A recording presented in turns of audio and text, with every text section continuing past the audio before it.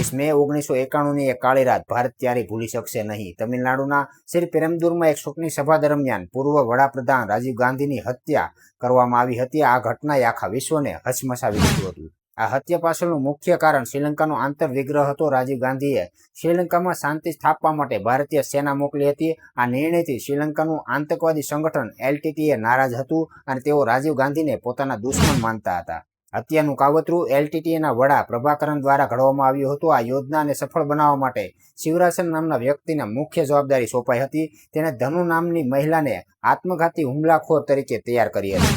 રાત્રે આશરે 10 વાગ્યા પછી રાજીવ ગાંધી સભા સ્થળે પહોંચ્યા. લોકો તેમને હાર પહેરાવવા પડાપડી કરતા હતા. હુમલાખોર ધનુ પણ હાર લઈને લાઇનમાં ઊભી હતી. જ્યારે તેમનો વારો આવ્યો ત્યારે તે રાજીવ ગાંધીના શરણસ્પર્શ કરવા નીચે નમી. ધનુએ પોતાની કમર પર RDX ભરેલો બેલ્ટ બાંધ્યો હતો.